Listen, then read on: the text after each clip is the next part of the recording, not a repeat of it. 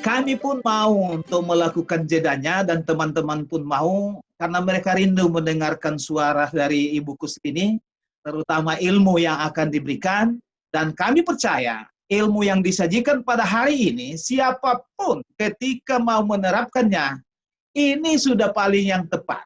Karena kurikulum di bidang IT itu harus ada muatan dari Aptikom, KKNI-nya. Ya. Nah hari ini pembelajaran kita dalam jaringan yang bisa buat sistemasinya hanyalah Aptikom rujukannya. Oleh karena itu, bagi kita semua yang hadir, terima kasih sudah mau bergabung. Ya. Sebentar sesudah pelatihan ini, kami dengan senang hati menyiapkan sertifikat buat Bapak Ibu, mudah-mudahan menjadi berkah. Dan pada akhirnya, ya, selamat kita mengikuti materinya. Saya yakin materi ini bisa diaplikasikan, dan juga kepada Ibu, terima kasih banyak sudah mau berbagi ilmunya. Saya yakin Tuhan yang Maha Kuasa pasti mau dan pasti sudah siapkan imbalannya yang setimpal buat sharing ilmunya pada siang hari ini. Demikian sambutan saya, semoga bermanfaat untuk kita semua. Saya kembalikan kepada moderator. Oke, baik. Terima kasih banyak ini atas kesempatan yang luar biasa ya. Selamat pagi, Assalamualaikum warahmatullahi wabarakatuh. Oke, yang saya hormati Pak Ketua STIMIK Multikom ya, Bapak Ibu dosen, mungkin juga pimpinan dari perguruan tinggi yang lain juga. Saya lihat juga ada Pak Eki ini Ketua Aptikom wilayah Sulawesi ya. Terima kasih banyak berkenan bergabung di sini ya. Ini mungkin bukan apa ya, bukan mengajari ya, tapi kita bicara diskusi. Mungkin pengalaman dari kami yang ada di Aptikom itu seperti apa. Kemudian juga barangkali nanti kalau diperlukan pengalaman saya di Amikom, kebetulan saat ini saya adalah pengelola pasca sarjana Universitas Amikom Yogyakarta, di mana kami itu menjalankan salah satu program studinya adalah program studi S2 PJJ, Pak. Pendidikan jarak jauh S2 Teknik Informatika. Jadi memang momen ini pas sekali bagi kami ya. Tahun 2019 kami mendapatkan izin untuk prodi PJJ, kemudian kok situasinya sekarang memaksa kita untuk melaksanakan secara daring. Nah, ini barangkali nanti akan saya ceritakan sedikit Bapak Ibu. Oke. Ini saya ambil dari PPT-nya, PowerPoint-nya Prof. Nizam ya, di mana dikatakan bahwa COVID-19 ini adalah pandemik ya, pandemik COVID-19 ini merupakan the big disruptor of the century ya. Kalau zaman dahulu kala yang namanya e-learning ya, pembelajaran daring itu sudah digembar-gemborkan, sudah diupayakan, sudah dikenalkan dari tahun 80-an Bapak Ibu. Tahun 2013 pemerintah sudah memberikan Permendikbud ya, peraturan menteri terkait dengan pelaksanaan PJJ nomor 109. Lalu diperbaiki di tahun 2018 sampai 2020 itu ada lagi. Namun kita seperti tidak bergeming begitu ya. Mungkin hanya beberapa program studi yang menganggap bahwa oh ya ini PJJ ini penting begitu. Kami termasuk yang menganggap penting karena memang di Amikom itu kemarin diajak oleh Aptikom ya, bagaimana caranya membantu teman-teman yang di daerah yang tidak bisa mengakses pendidikan S2 secara langsung begitu, itu dengan menyelenggarakan pendidikan jarak jauh ya, diamini oleh pemerintah, didukung dengan petunjuk teknis begitu, sehingga ini bisa terlaksana dengan baik. Nah, tetapi dengan adanya pandemik ini, seolah-olah kita itu sudah diputus jalan untuk alternatif yang lain begitu ya. Mau tidak mau, kita harus menggunakan daring ini, pembelajaran dalam jaringan ya. Nah, ini adalah rencana arah kebijakan dari pemerintah yang disampaikan pada tanggal 15 Juni yang lalu terkait dengan bagaimana toh kita menyikapi pandemik yang ada. Disampaikan bahwa pembelajaran darum ini dari rumah ya Bapak Ibu, dari rumah baik itu online ataupun dengan cara manual ya, filenya apa, mungkin kertasnya dikirim dan sebagainya, tapi apapun itu kita laksanakan dari rumah ya, tidak berangkat ke sekolah ataupun ke perguruan tinggi. Kemudian pembelajaran teori itu dilakukan dengan daring, diharapkannya begitu, layanan administrasi dengan daring, bimbingan mahasiswa dengan daring, wisuda pun dengan daring. Praktikum tugas sebisa mungkin dialihkan ke daring, ya. Jika tidak bisa dilakukan di perguruan tinggi tapi dengan protokol yang ketat atau bisa digeser di semester berikutnya, begitu sehingga pada saat kondisi kita itu sudah membaik, ya. Jadi hal ini tentu menjadi suatu perubahan kebijakan di masing-masing perguruan tinggi. Nah, apa yang harus disiapkan di pembelajaran daring semester depan? Ini masih saya kutip dari Prof. Nizam, bahwa perlu ada perbaikan penguatan infrastruktur jaringan, koneksi internet, gitu ya, penyegaran dosen dan tendik untuk penggunaan teknologi pembelajaran. Tadi disampaikan oleh Pak Ketua bahwa di Multikom itu sudah dilakukan pengubahan kurikulum, penjaminan mutunya sudah ditata. Ini luar biasa sekali, ya, dan hari ini memberikan kesempatan untuk kita sharing diskusi terkait dengan pembelajaran daring. Ini merupakan salah satu upaya untuk bisa menerapkan ini. Lalu persiapan dan perbaikan modul pembelajaran, ya, RPKPS pembelajaran daring. Jadi tentu berbeda caranya kita mengajar secara offline dengan daring, ini caranya akan berbeda sehingga capaian pembelajarannya minimal sama, syukur-syukur bisa lebih, begitu ya.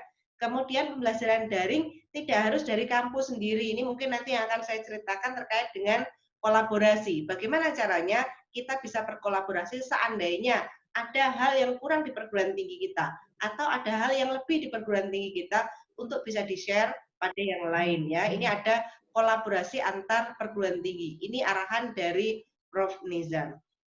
Oke, ini saya kutip dari slide-nya Pak Menteri, ya, bahwa dikatakan tahun akademik tetap berjalan seperti biasa, ya. Betul yang disampaikan Pak Ketua tadi bahwa kita sekarang boleh menerima mahasiswa baru tahun akademiknya tetap di Agustus 2020 ini, begitu ya, atau September 2020. Nah, tetapi pembelajaran di perguruan tinggi di semua zona berarti nggak ada pilihan, ya Bapak Ibu, wajib dilaksanakan secara daring. Nah, ini yang mungkin harus kita garis bawahi. Nah, kalau kita menilik pada dasar hukum dilaksanakan pembelajaran daring, ini adalah terkait dengan pendidikan jarak jauh atau PJJ, ya Bapak Ibu. Nah, dasarnya itu Permendikbud, ini saya salah ya, ini harusnya Permendikbud nomor 109 tahun 2013, diperbarui dengan Permenristek Dikti nomor 51 tahun 2018, lalu diperbarui lagi dengan Permendikbud, balik lagi Permendikbud gitu ya, nomor 7 tahun 2020. Nah, apa yang terkandung di dalamnya bahwa program namanya PJJ itu macam-macam Bapak Ibu. Ada yang namanya PJJ program studi. PJJ program studi ini seperti yang dilaksanakan oleh kami di Amikom di PJJ S2 Teknik Informatika, ya. Ini harus mendapatkan izin dari Kemenristek Dikti. Jadi ada SK-nya, di PD Diktinya pun kita ada slotnya untuk PJJ itu.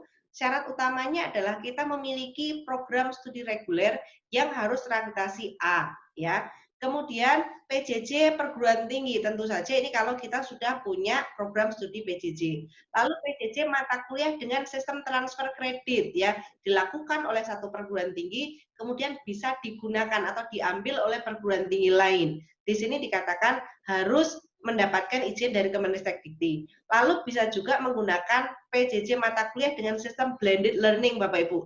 Blended learning itu seperti apa? Ini dilakukan campur-campur antara offline dengan online dalam satu program studi, ya, yang dilaksanakan oleh program studi itu untuk mahasiswanya sendiri, ya. Bagaimana caranya? Izinnya hanya dari pimpinan perguruan tinggi. Jadi kalau Pak Ketua bilang boleh, artinya ini bisa dilaksanakan, ya, didukung dengan persetujuan dari Senat Akademik di perguruan tinggi itu. Oke. Nah, tadi tentu idealnya yang pertama adalah kita punya program studi PJJ. Di program studi PJJ ini bisa full online, Bapak Ibu, 100% online bisa, ya. Memiliki program studi tatap muka yang sama dengan akreditasi A, ya. Sayangnya itu syaratnya, dan tidak semua dari program studi kita mungkin memenuhi itu. Lalu mendapatkan izin dari Kemendikbud. Mendapatkan izin ini juga nggak mudah, Bapak Ibu, ya. Kami memperjuangkan untuk bisa mendapatkan ini itu harus mendapatkan izin tidak hanya dari kementerian, tetapi harus izin dari LLDikti, USBJJ. Kalau kita membuka USBJJ di beberapa wilayah, maka kita juga harus mendapatkan persetujuan dari wilayah-wilayah tersebut. Nah, ini agak berat. Lalu bagaimana kalau kita tidak memiliki program studi PJJ? Apakah kita nggak bisa melaksanakan pembelajaran di masa COVID ini ya? Masih boleh. Dengan cara apa? Menyelenggarakan PJJ mata kuliah. Di PJJ mata kuliah ini bagaimana sih? Tidak ada syarat akreditasi Bapak Ibu. Mau akreditasinya A, B, C tidak masalah ya. Mau sangat unggul unggul, sangat baik atau cukup ya, tidak masalah ya. Tetapi mendapatkan izin dari rektor dan senat akademik serta jumlah yang boleh diselenggarakan online itu maksimal 50% dari perkuliahan. Jadi kalau di tempat Bapak Ibu itu ada 40 mata kuliah misalnya dalam satu program studi, maka 50%-nya 20 mata kuliah itu bisa diselenggarakan secara online. Dan ini bisa menjadi pilihan di semester depan ini karena semester depan harus daring kan, berarti kita bisa manfaatkan PJJ mata kuliah tersebut. Lalu syarat yang lain tentu saja harus memiliki sumber daya infrastruktur dan juga dosen yang memadai ya. Kalau kita nggak punya infrastrukturnya mau online, boleh nggak sih mau pakai WA group gitu? Ya boleh saja, tetapi apakah ini nanti kualitasnya bisa baik? Nah itu perlu kita pertimbangkan ya. Oke, kemudian bagaimana jika kita belum memiliki sebagian atau keseluruhan ya? Saya nggak punya dosen yang mumpuni untuk menyelenggarakan kuliah daring atau saya nggak punya infrastrukturnya, maka apa yang harus dilakukan ya? Maka yang dilakukan bisa dengan memperkuat SDM dan infrastruktur ya. Nah ini kami menyadari bahwa kita melakukan ini kan seperti by accident ya Bapak Ibu, karena kecelakaan siapa sih yang mengharapkan ada COVID-19 ini kan tidak ada ya, tapi tiba-tiba ada dan kita harus bertahan menyikapi itu.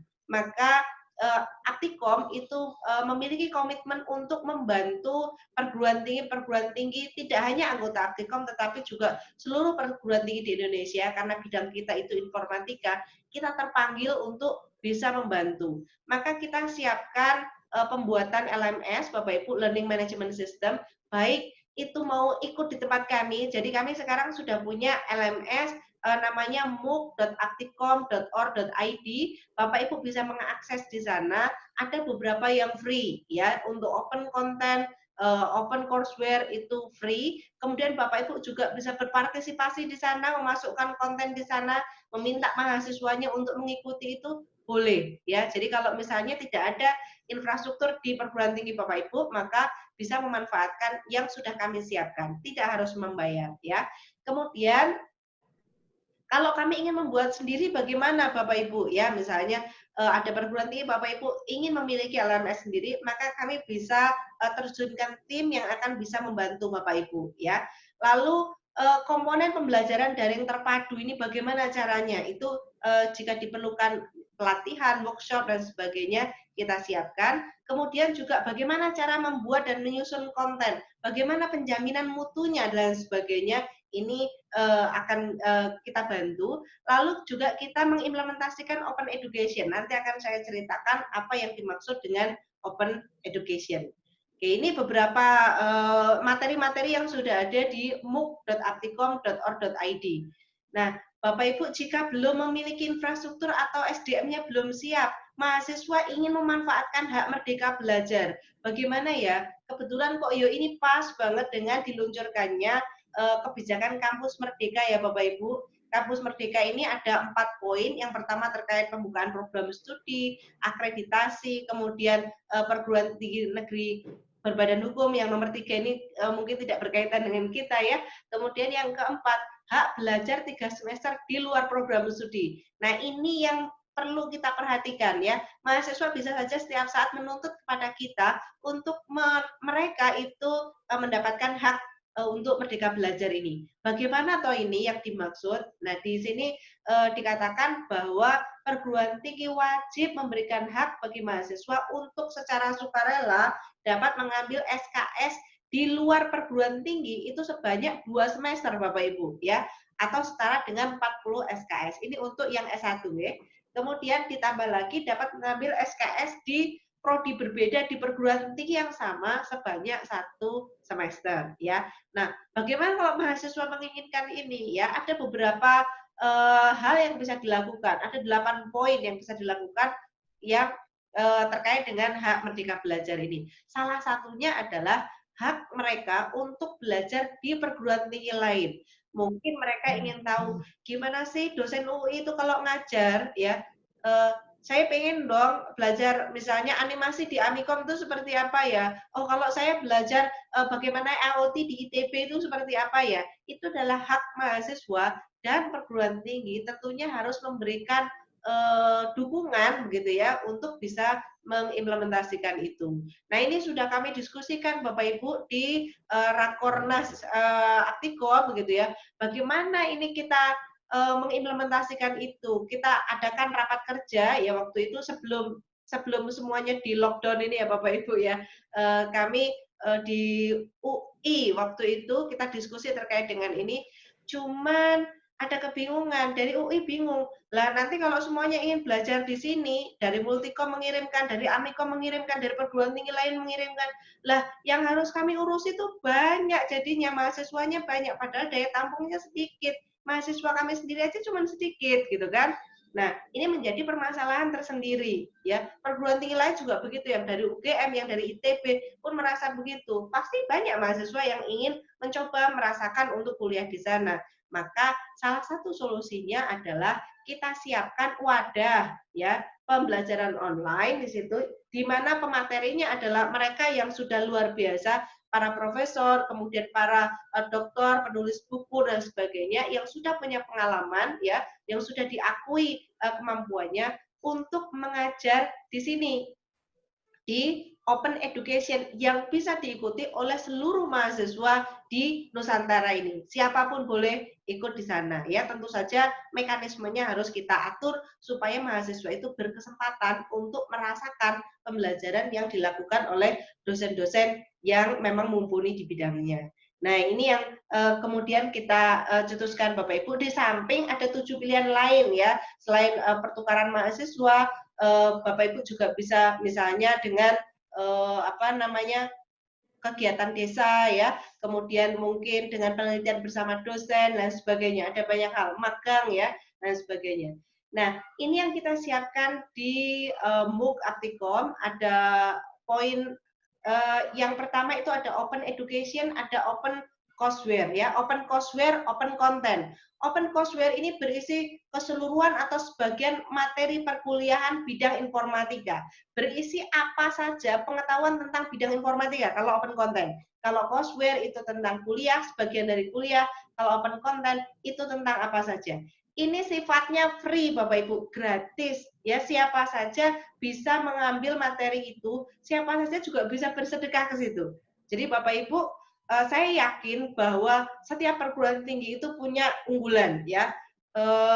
Mungkin di Multikom ada satu unggulan tertentu begitu yang ini bisa di-share ke mahasiswa yang lain, maka Bapak Ibu bisa menyedekahkan materi ke tempat kami ya di open courseware atau open content tadi, sehingga mahasiswa-mahasiswa lain dari perguruan tinggi lain itu bisa mengambil. Kemudian keuntungannya apa untuk Multikom? Yang jelas yang namanya sedekah ini dunia akhirat ya Bapak Ibu ya.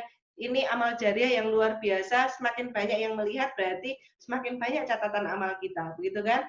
Kemudian ini juga bisa menjadi salah satu ajang promosi bagi perguruan tinggi Bapak Ibu ya. Multikom ada di sana. Perguruan tinggi lain, mahasiswa-mahasiswa lain mengambil materi itu kalau memang bagus, mereka akan melihat oh, Multikom ini akan dipertimbangkan begitu ya.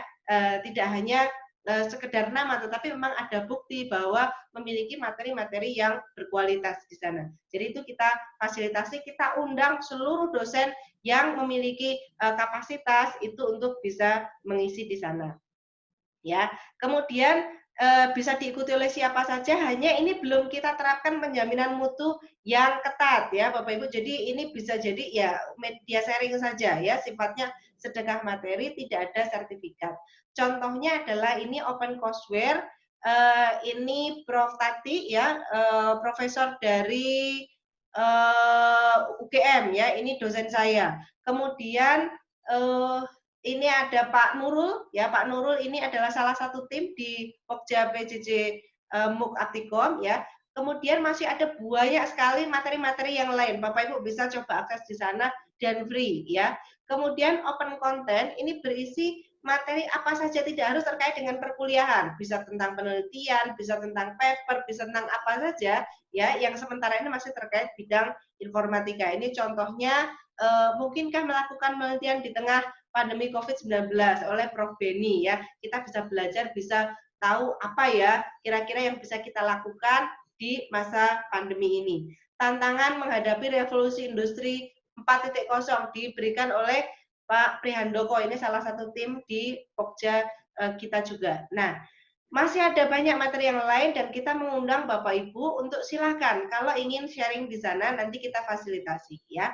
Lalu ada lagi yang lain itu adalah Certified Open Courseware, ini digunakan untuk materi-materi yang nanti berhubungan dengan kompetensi Bapak Ibu ya. Kita tahu bahwa SKPI itu sudah ditetapkan ya. Mahasiswa lulus tentu tidak hanya mendapatkan ijazah tapi perlu sertifikat pendamping ijazah. Sertifikat pendamping ijazah ini bisa berupa sertifikat kompetensi yang dikeluarkan oleh BNSP. Nah, kita punya LSP itu Bapak Ibu, sehingga kalau mahasiswa Bapak Ibu atau dosennya ingin mendapatkan sertifikasi, bisa ikut di dalam Certified Open Courseware ini untuk persiapan seperti apa yang harus disiapkan begitu. Setelah itu nanti dilakukan uji kompetensi. Nah, yang berikutnya adalah Open Education. Open Education ini apa? Kita siapkan materi kuliah dengan standar SNPT, Standar Nasional Pendidikan Tinggi, ada 16 minggu perkuliahan, kemudian dia menghasilkan nilai Bapak Ibu, pembelajarannya setara dengan 3 SKS di perguruan tinggi ya. Sehingga nanti nilai yang diperoleh, sertifikat yang diperoleh dari Open Education ini bisa diambil oleh mahasiswa dan diklaim untuk memenuhi pembelajaran yang ada di program studinya. Nah, ini saya putarkan ya video yang disampaikan oleh Prof. Uco ya, ini kebetulan dalam sesi webinar Prof. Eko Indrajit, Prof. Zainal Hasibuan ya, ada Prof. Nizam, ini PLT Dirjen Dikti kita, dan juga Prof. Marsudi yang kebetulan mengupas tentang MUK Aptikom ini. Saya setelkan 1 menit saja, sebentar saya share komputer sound. Untuk dia mendapatkan sertifikat dari MUK-nya, yang MUK ini tidak boleh dia mengeluarkan SKS, dia mengeluarkan sertifikat kayak KRS-nya kita lah gitu, Prof. Eko, yang mengatakan bahwa Prof. Eko sudah mengikuti semua sesi yang disediakan, tugas-tugasnya semuanya sudah bernilai baik dan dinilai katakanlah dapat A. Nah, Prof. Eko dikasih tuh KRS, dapat A-nya tadi, mata kuliah Artificial Intelligence.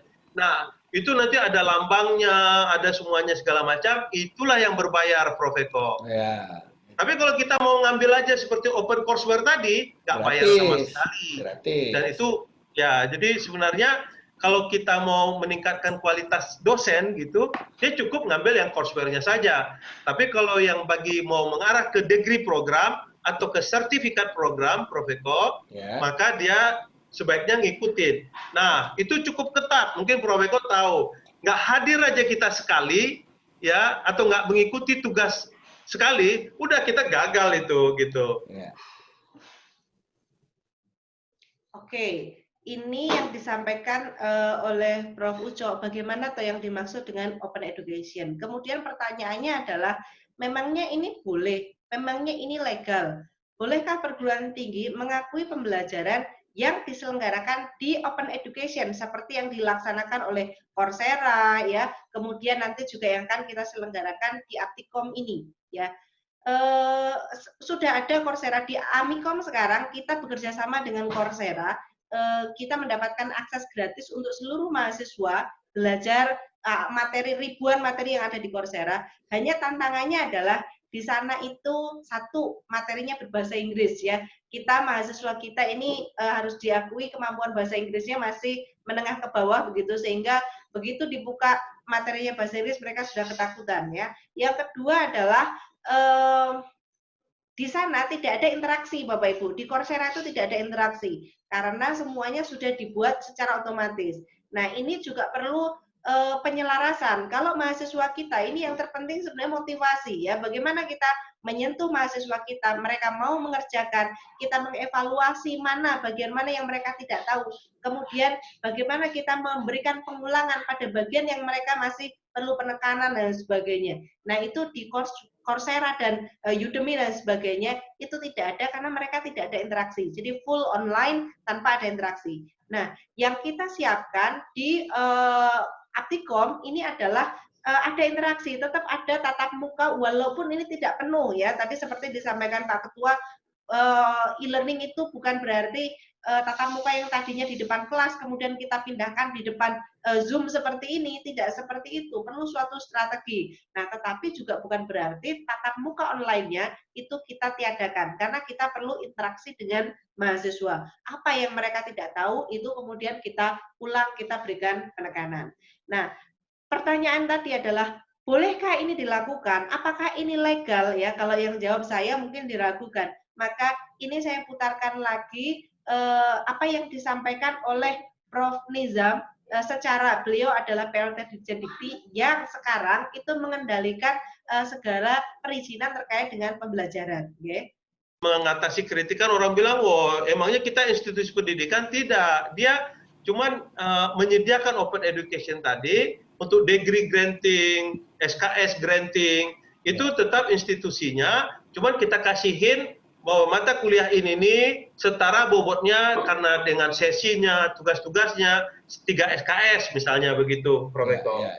Nah, kalau sudah di negara mapan, terutama yang konsorsium, itu nggak perlu disebutkan. Dia udah tahu, kamu ngambil di Coursera, oke, dapat berapa? A, saya taruh langsung di transkripnya dia dapat A, begitu. Jadi di kampus saya, Prof. Ucok, di kampus saya Pradita yang hari ini baru mulai itu, nanti begitu lulus dia dapat transkrip S2, betul kan ya? Dapat ijazah S2. Tapi mereka juga dapat sertifikat dari Harvard sama dari MIT, Prof. Betul. Ya, karena itu dimasukkan ke dalam uang sekolah dan itu juga bagian dari persyaratan yang diintegrasikan ke kurikulum. Betul, betul. Boleh kan itu ya Pak Nizam? Prof. Nizam, boleh nggak? Boleh sekali. Oh boleh, terima kasih Prof. Soalnya kalau nggak salah di itunya Pak Menteri kan ada MOOC ya kalau nggak salah ya, Prof. Ujang ya.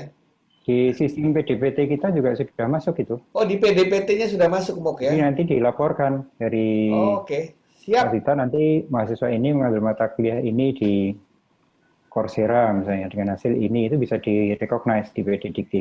Oh terima kasih. Nah itu teman-teman biar dengar, teman-teman dari kampus lain yang bersedia untuk melakukan hal yang sama, inilah saatnya sekarang.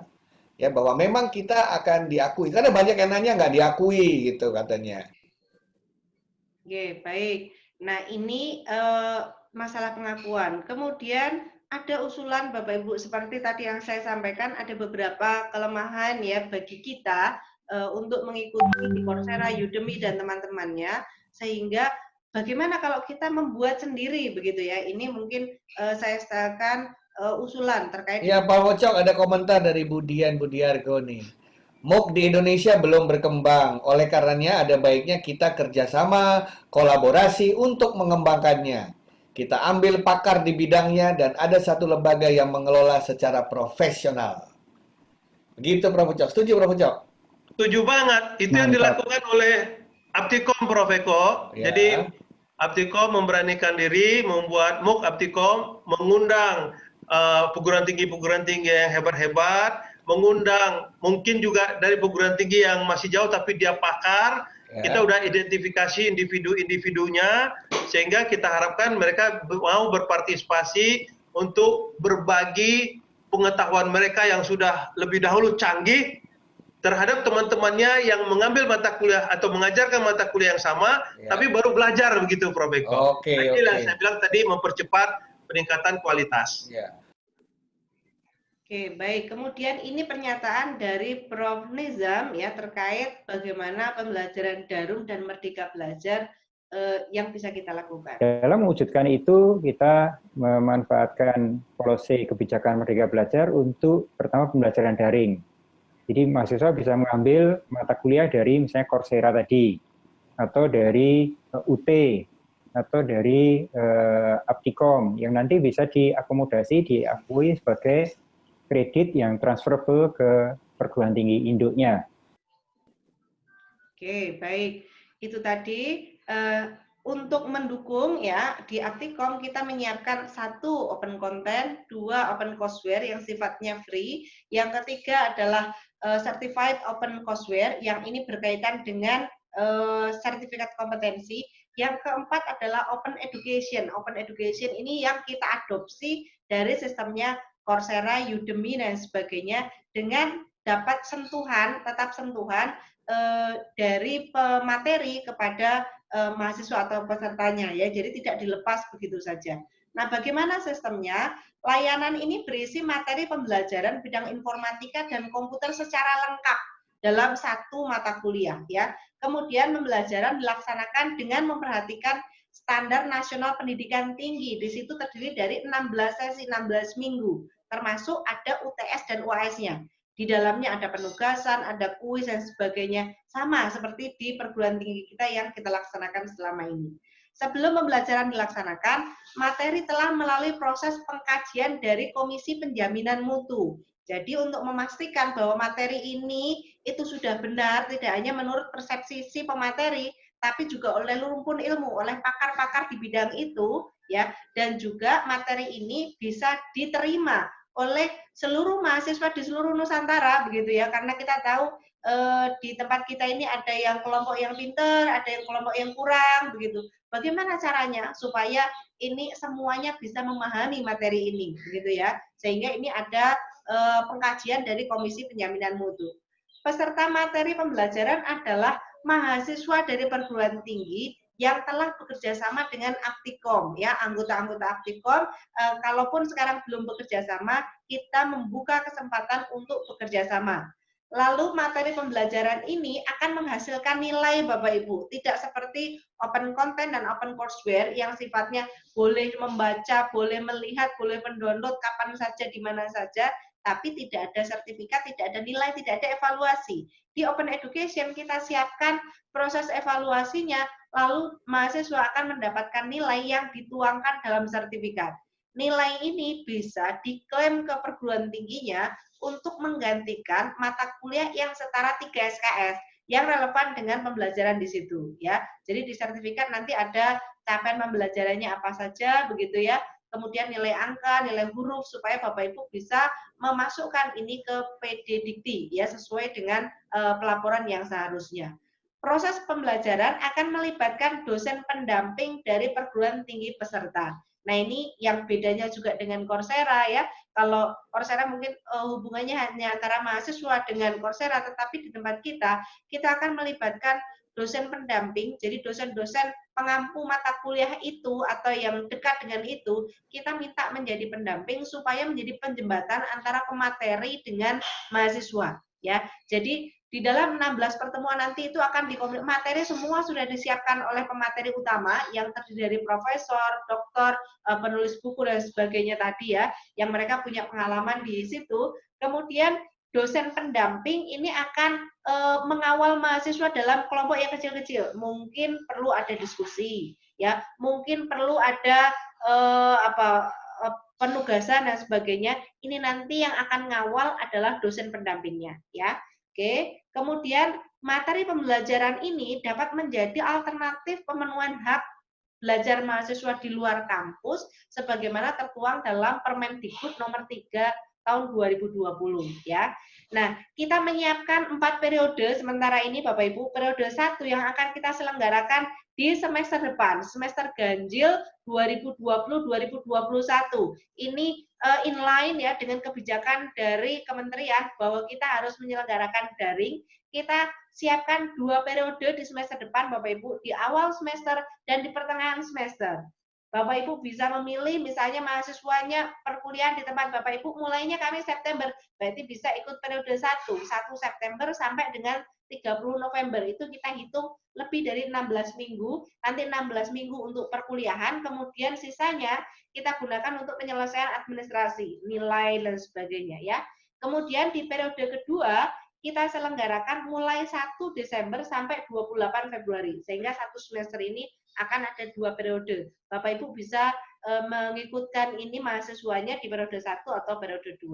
Bu, kalau mata kuliahnya itu sebenarnya nanti harusnya di semester akhir gitu ya. Kalau yang disampaikan oleh Prof. Eko Indrajit, ini tidak harus mahasiswa itu dilaporkan ke PDDiktinya semester sekarang. Jadi bisa juga ini menjadi tabungan gitu ya. Jadi ketika mahasiswa itu nanti di semester akhir, tinggal menunjukkan sertifikatnya dan bisa diklaim untuk mata kuliah tertentu ya. Tentu saja ini dengan persetujuan dari perguruan tinggi Bapak Ibu.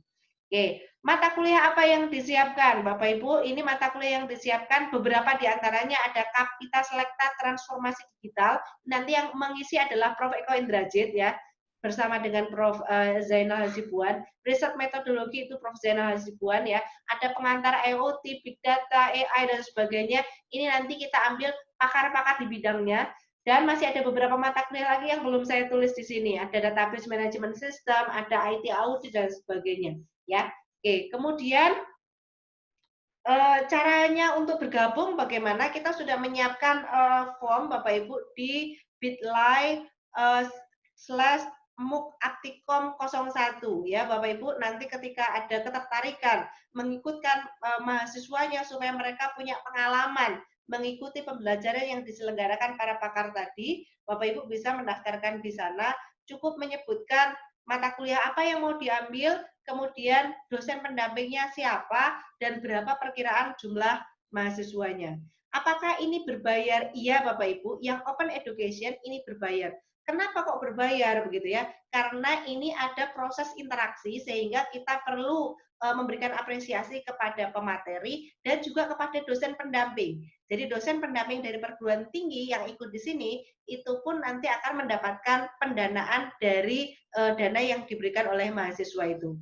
Dana ini bisa dari mahasiswa, bisa dari perguruan tinggi dengan spare SPP ya Bapak Ibu ya, SPP harusnya mereka mengambil mata kuliah itu begitu kan sudah bayar SPP, ini bisa dialihkan ke program ini jika Bapak Ibu menghendaki.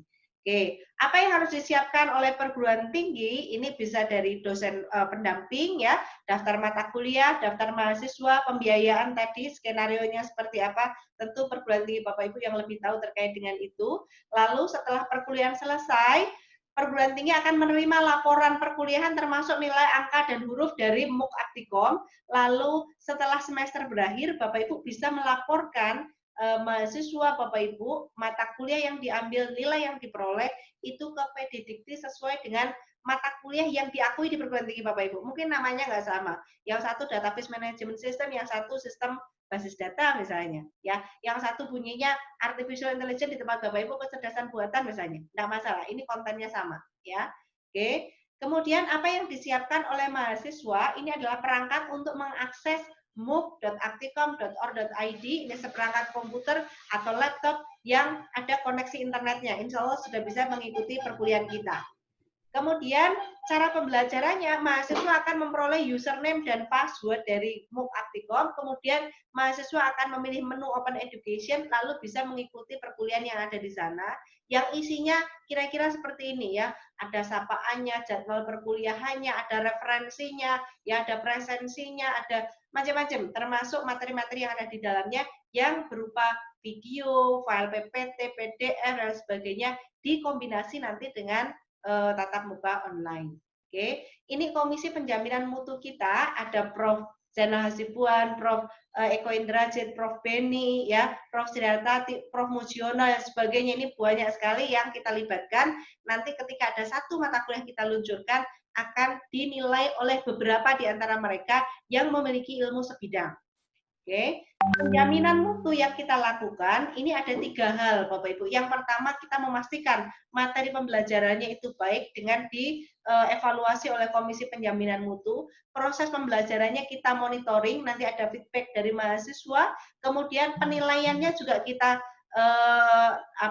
kita awasi begitu ya, kita evaluasi untuk memastikan bahwa mahasiswa itu semuanya bisa memiliki capaian pembelajaran yang diharapkan ya, tetapi tidak mesti semuanya akan dapat nilai A begitu, nggak mesti begitu ya, tetapi bagaimana mahasiswa itu diberi kesempatan perbaikan bagi yang mau tentu bisa diberikan kesempatan untuk mendapatkan nilai yang baik. Nanti tentu juga menjadi aneh ketika, loh ini dosen ini kok nilainya A semua, ini berarti nggak ada evaluasi gitu ya. Atau nilainya C semua, waduh ini bisa susah ya. Nah maka perlu ada mekanisme. Apa? Proses penilaiannya bagaimana dosen itu memberikan kesempatan perbaikan pada mahasiswa dan sebagainya itu kita lihat.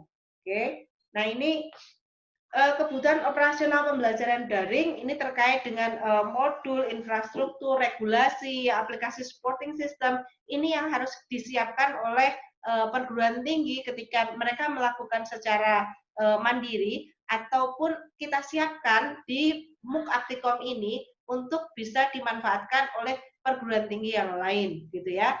Nah ini perjanjian kerjasama ketika nanti perguruan tinggi akan berkolaborasi dengan Aptikom terkait dengan open education tadi ya. Oke, tim kami ini Bapak Ibu ya, saya tidak sendirian. Biasanya kita rombongan Pak, kayak kalau mengisi begini nih kebetulan bersamaan dengan kegiatan yang lain sehingga hari ini nih saya sendirian, tetapi tim di belakang saya ada Pak Priandoko, ada Punina, Pak Rangga, Pak Hari yang nanti akan mengawal kualitasnya, Pak Nurul dan juga Pak Anggoro. Oke, baik. Sementara itu yang bisa saya sampaikan, mungkin berikutnya nanti akan bisa kita lebih perdalam di sesi tanya jawab. Oke, silahkan. Saya kembalikan ke Bu Mihwandayani.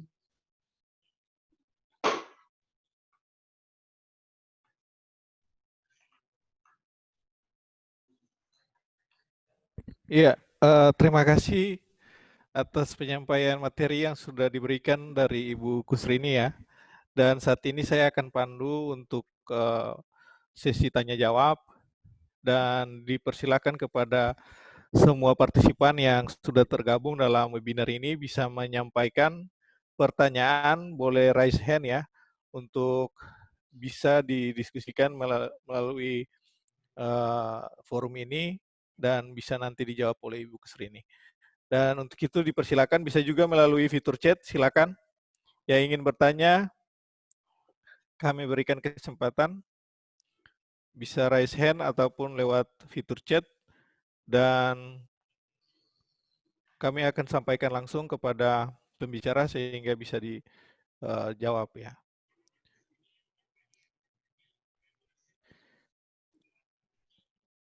Oke, ini ada yang bertanya dari Pak Stanley Karau dari Pak Stanley ingin bertanya Bu, izin bertanya untuk gabung di MOP gimana caranya ya Bu? Ya, monggo Bu kalau dijawab. Baik, baik. Untuk bergabung ini bisa otomatis Pak. Jadi gini, saya buka kali ya.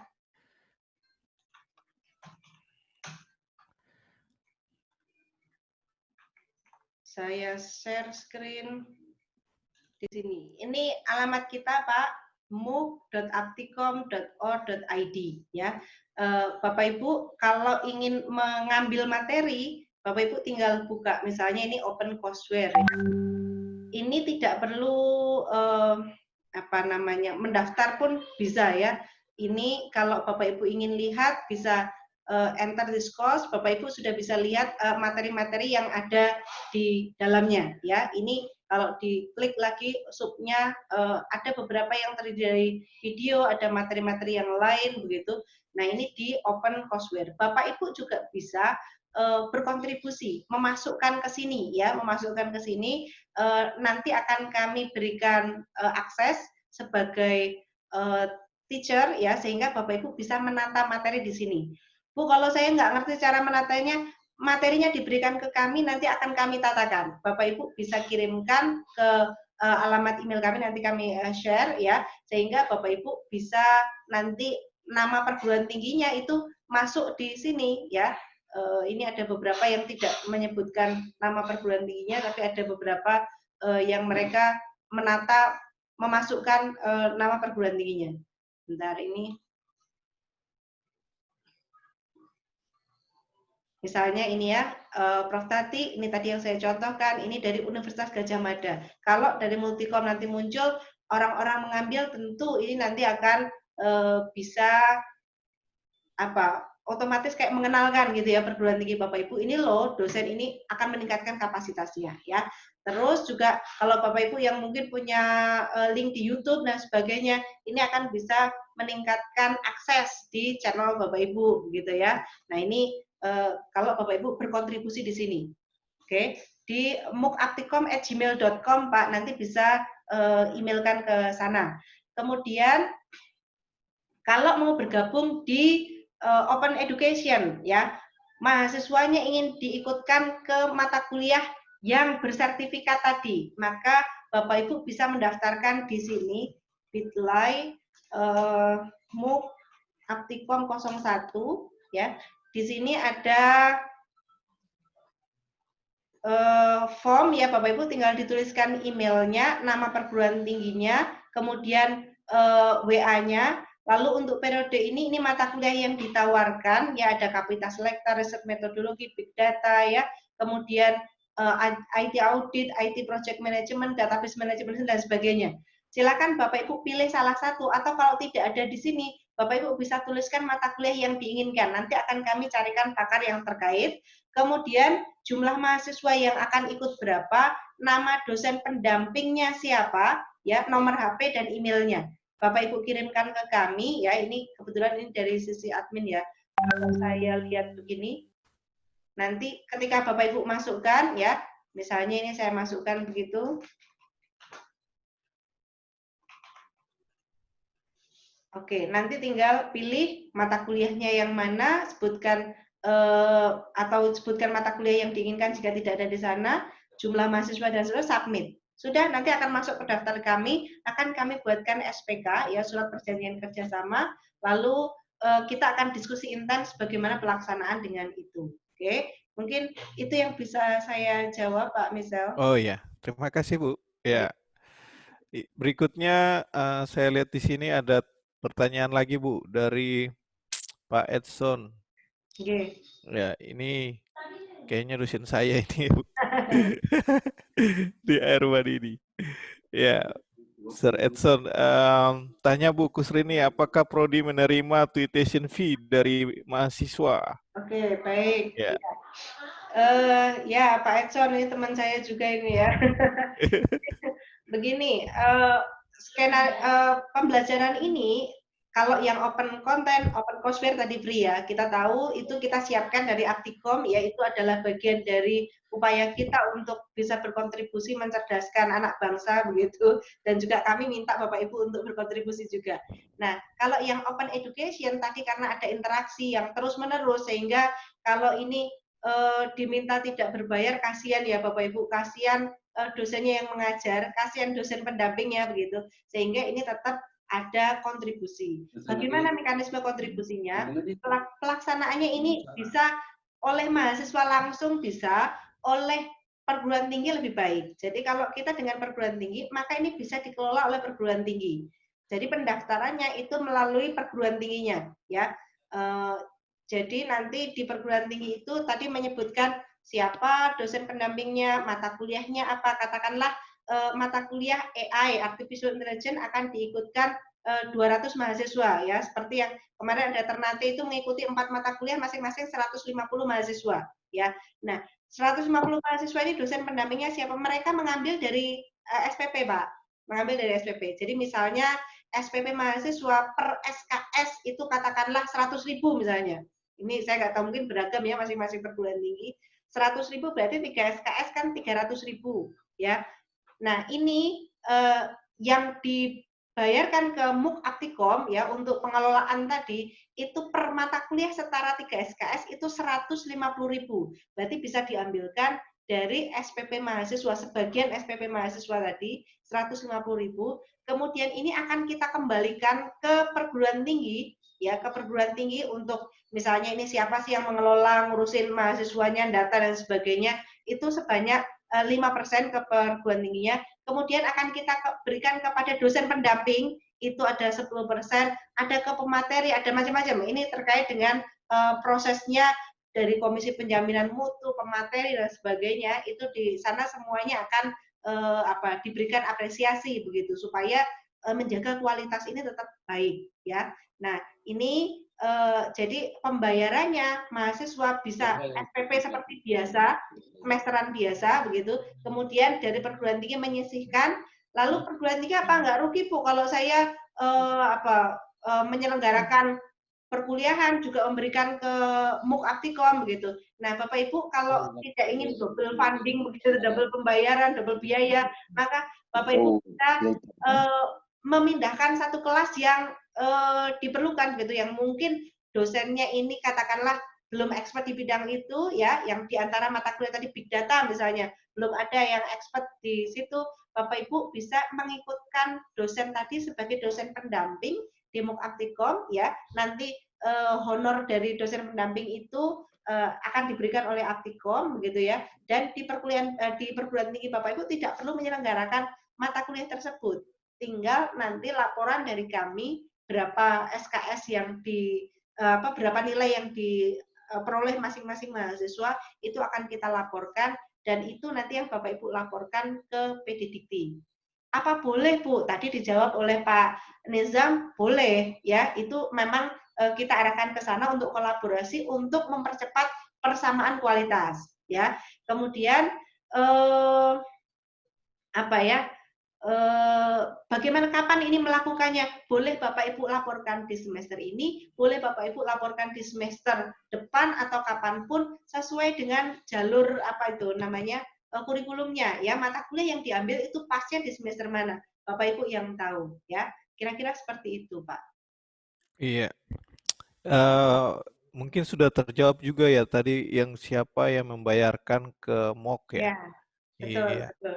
Jadi nanti bisa melalui perguruan tingginya, sehingga tadi kan kalau langsung dari mahasiswa, mungkin mahasiswa akan bertanya, loh saya bayar SPP-nya 100.000, 200.000 kok ini yang dibayarkan ke Aptikom hanya beberapa, karena kita tahu bahwa di perguruan tinggi itu administrasinya tidak hanya perkuliahan ya, ada macam-macam kan. Jadi itu sudah kita tidak ngurusi itu, tetapi yang kita perlukan untuk mengelola ini termasuk membiayai dosen pendamping tadi, itu kita ambilkan 150.000 per mata kuliah atau per pembelajaran materi yang setara dengan 3 SKS mata kuliah.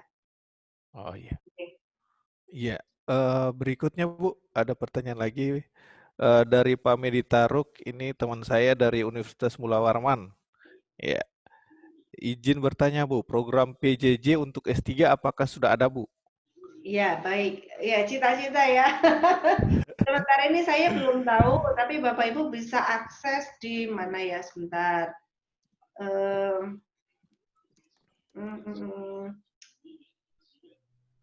JDIH.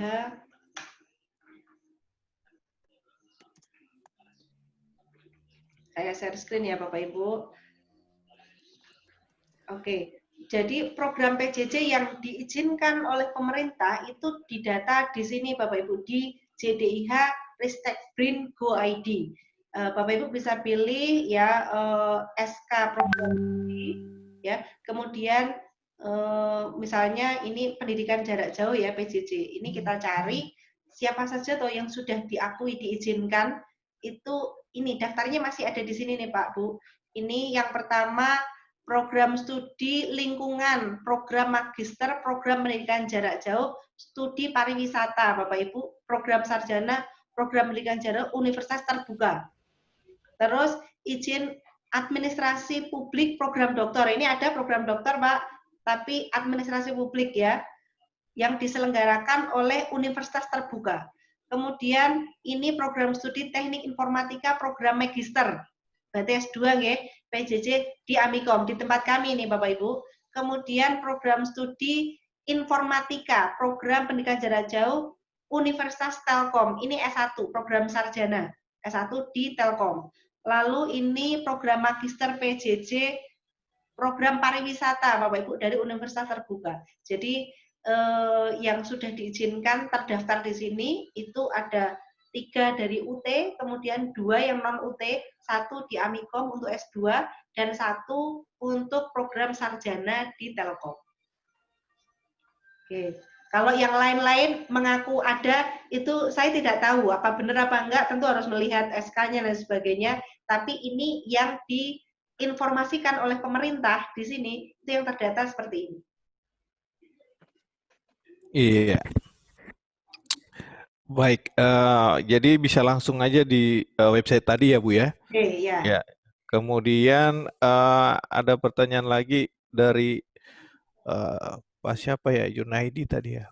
Mata kuliah yang ada di Fakultas Ekonomi bisa nggak di open MOOC diikutkan di dalam program ini Bu? Ya, baik.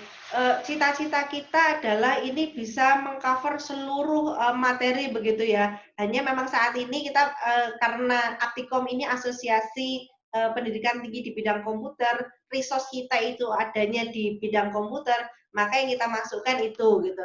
Tetapi ketika ada yang mau bersedekah, mau memberikan materi terkait bidang ekonomi atau yang lainnya, nanti akan kita buatkan slot baru untuk materi yang lain ya. Silakan Bapak Ibu bisa hubungin kami, bisa sampaikan materinya sehingga nanti bisa kita masukkan ke sana.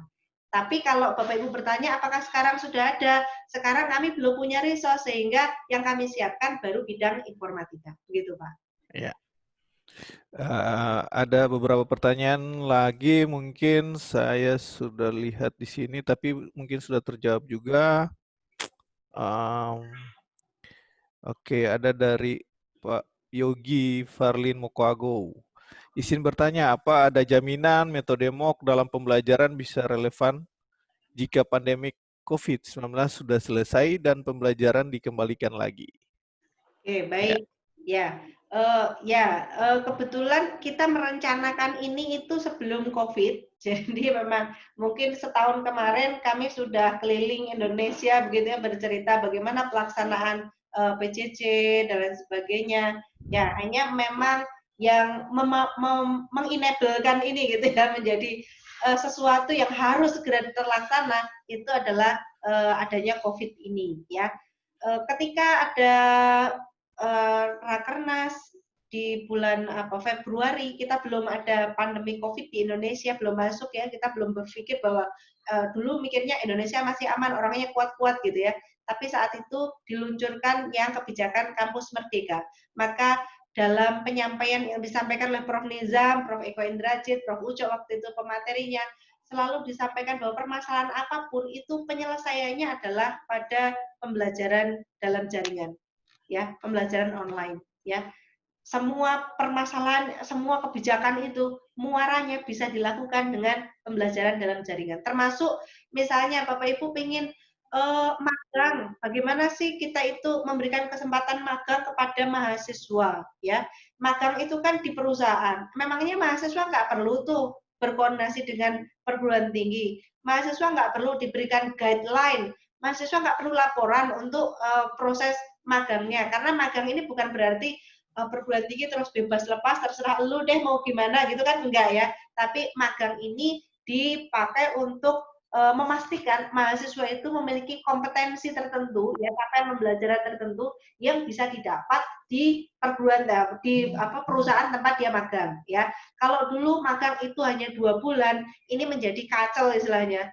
Jadi dari perusahaannya merasa 2 bulan ini saya ngajari mahasiswa itu yo ming sebentar gitu kan, nggak ada, dia mungkin belajar 1,5 bulan, sisanya tinggal 2 minggu, apa yang bisa saya manfaatkan? Perusahaan itu merasa rugi sehingga mereka akhirnya tidak ngajari apa-apa untuk mahasiswa itu ya. Di dunia ini kan harus ada imbal balik ya Pak Bu, ketika mahasiswa itu maunya kita diberikan ilmu oleh perusahaan, maka mahasiswa itu juga harus bisa memberikan dampak bagi perusahaan itu begitu kan, sehingga diterbitkanlah Merdeka Belajar ini bisa 1 semester, bahkan bisa di-extend sampai 2 semester ya. Sehingga kalau mahasiswa itu berada di perusahaan, diajari 1,5 bulan, masih ada sisa 10 bulan untuk melakukan sesuatu yang ini juga berdampak pada perusahaan itu. Bahkan kalau ternyata cocok dalam waktu 10 bulan itu, mahasiswa tersebut bisa langsung direkrut oleh perusahaan itu begitu kan. Nah, ini adalah upaya untuk link and match gitu ya. Salah satu bentuk Merdeka Belajar itu dengan cara seperti itu. Tapi ini bukan berarti perguruan tinggi itu melepas tanggung jawab diserahkan kepada perusahaan, bukan. perguruan tinggi tetap harus ngawal capaian pembelajarannya apa, materi-materi yang harus dikuasai apa, yang dilakukan dengan cara magang ini, sehingga mahasiswa tetap harus memberikan report dan sebagainya, yang nanti akan diwadahi dalam 20 SKS per semester.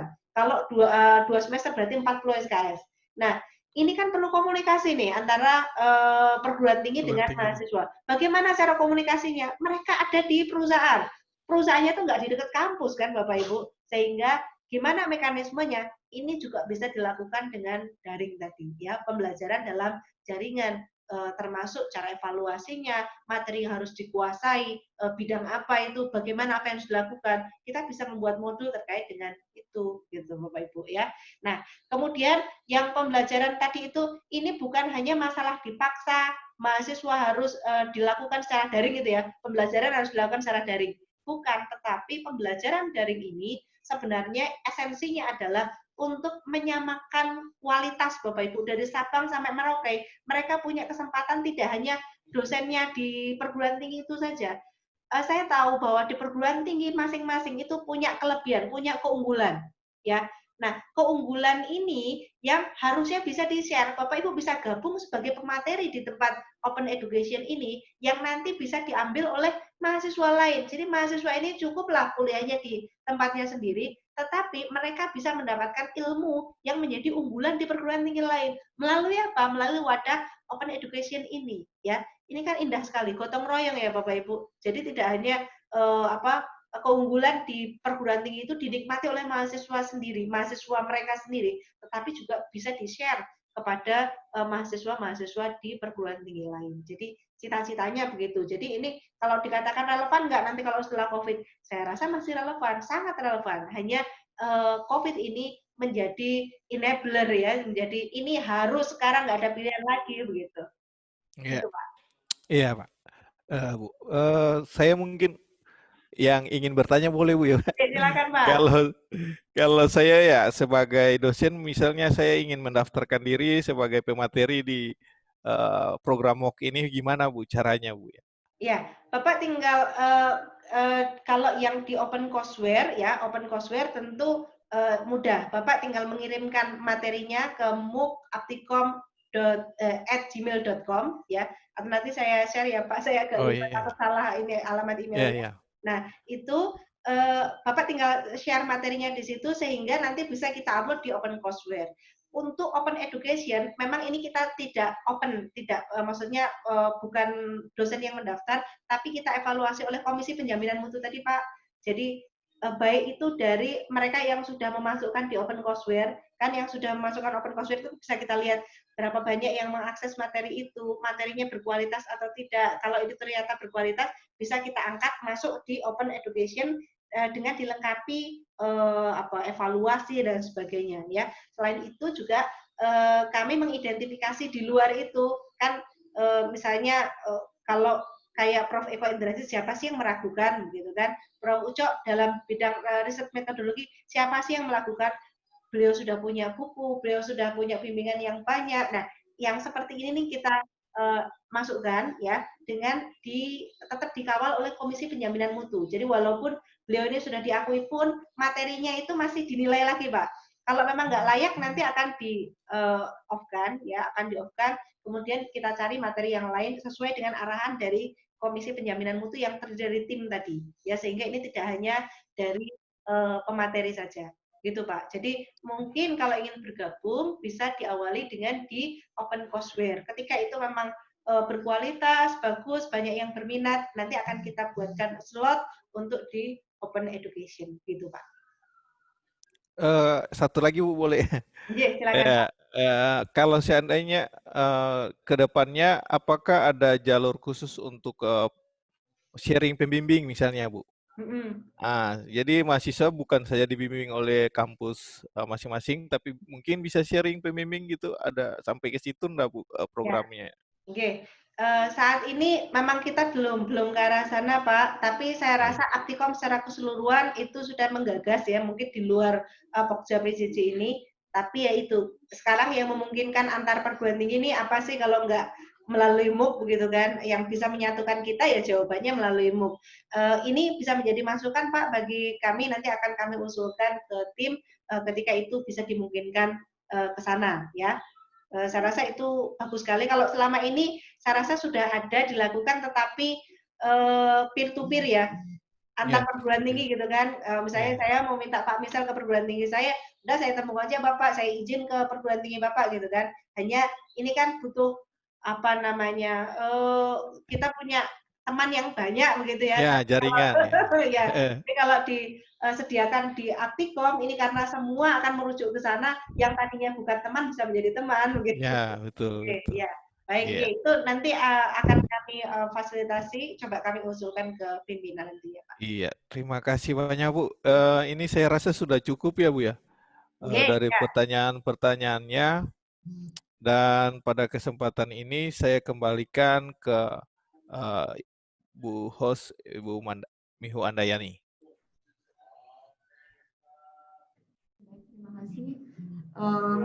Bagaimana Bapak Ibu semua, ini menjadi satu terobosan juga dari Aptikom dan juga sekaligus sebagai PR juga karena di perguruan tinggi juga sudah daring dan seterusnya, penilaian pembelajaran, mekanisme semua kebijakan itu juga perlu kita tata lagi di perguruan tinggi kita.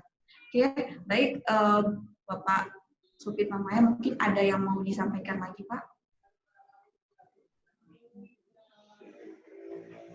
Atau tanggapan dari Bapak Ibu? Ya. Langsung aja kegiatan selanjutnya sesuai jadwalnya. Penyerahan sertifikat tanda. Terima kasih. Oke, baik Pak. Selanjutnya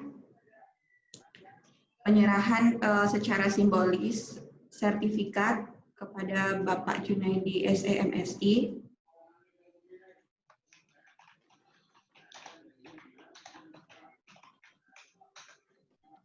Oke, terima kasih.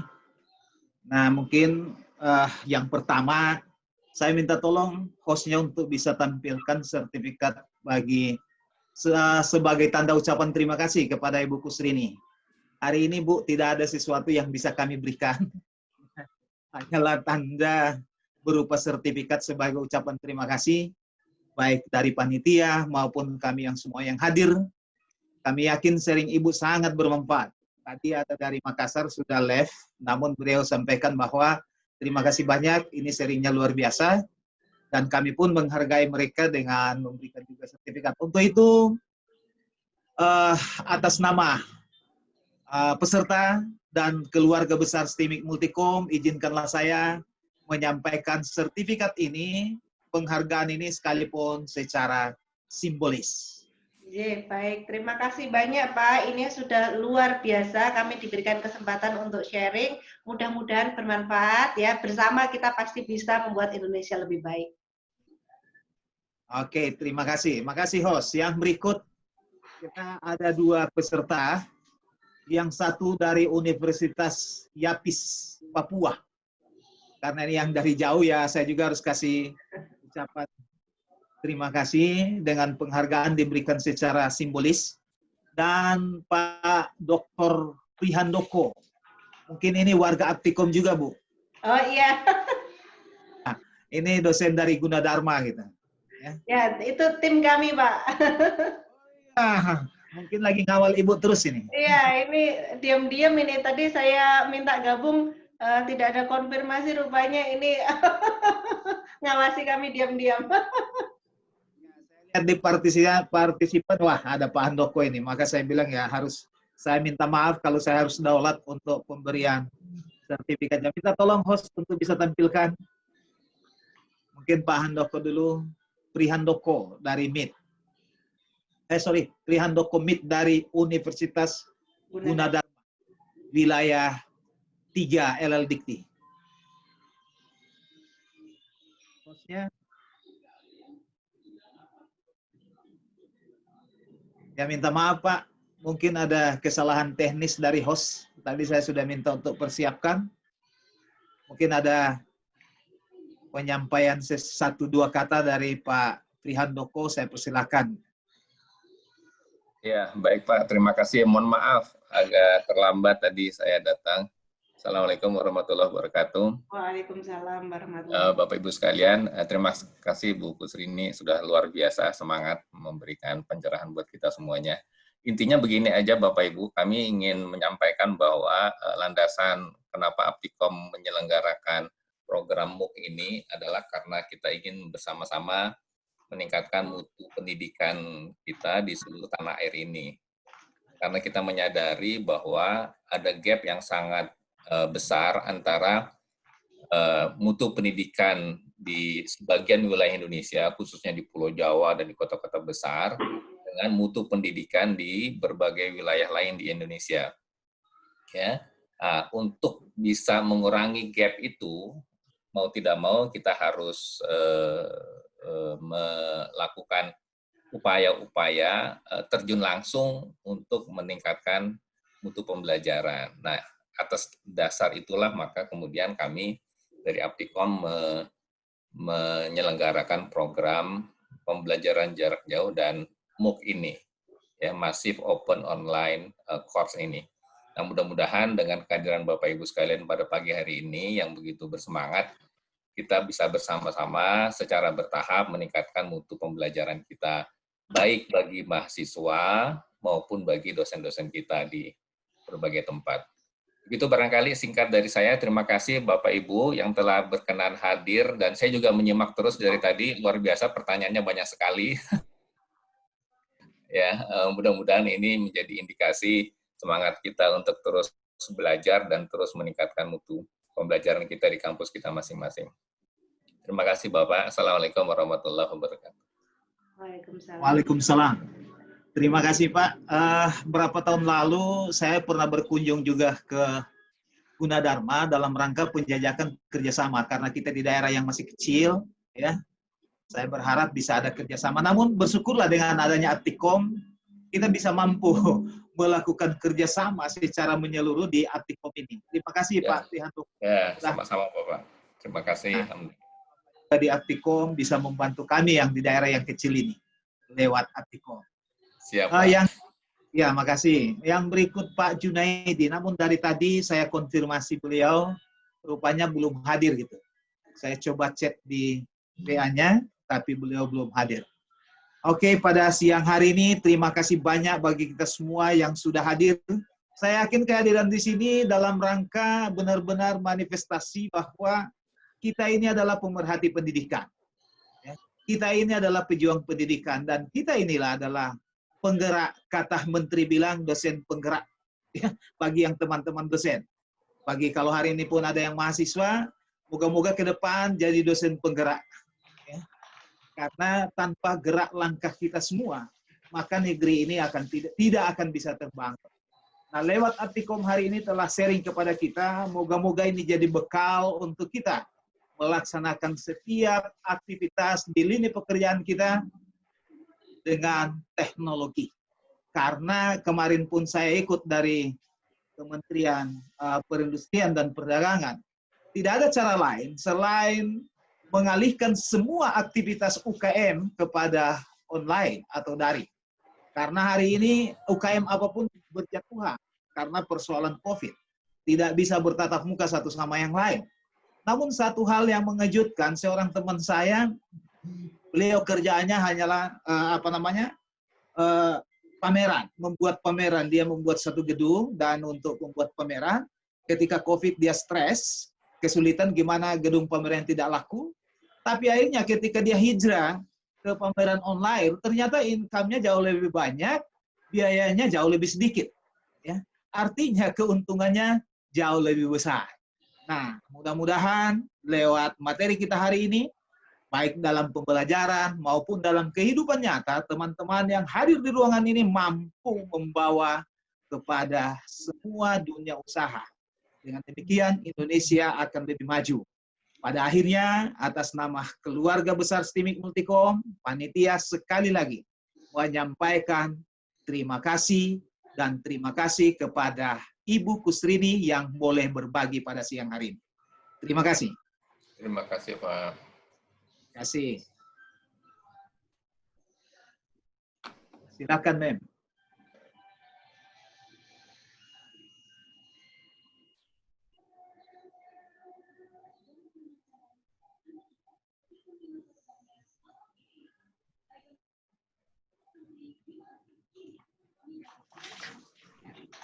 Baik, terima kasih. Sekian webinar kita hari ini. Semoga apa yang kita dapatkan hari ini bisa bermanfaat.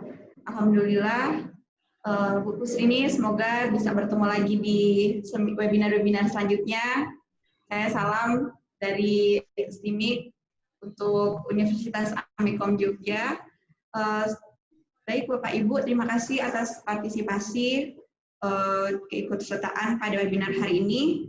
Selamat siang semua. Assalamualaikum warahmatullahi wabarakatuh. Untuk itu sebelumnya kita foto dulu.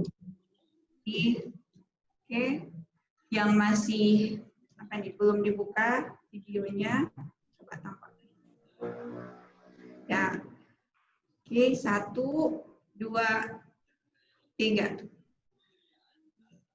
Oke, satu lagi untuk saat ini yang bergabung kurang lebih dari 53. Saya buka slide yang berikutnya. 1, 2, 3. Oke, baik. Terima kasih Bapak Ibu. Sekali lagi, saya izin. Assalamualaikum warahmatullahi wabarakatuh.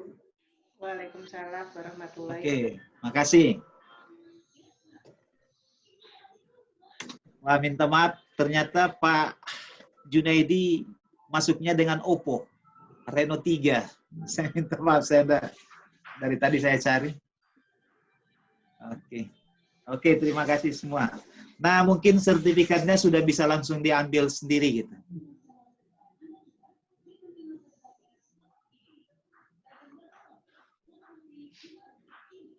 Baik, karena sudah selesai, saya mohon izin live ya Bapak Ibu. Terima kasih banyak, mudah-mudahan apa yang kita lakukan hari ini bermanfaat. Selamat siang dan assalamualaikum warahmatullahi wabarakatuh.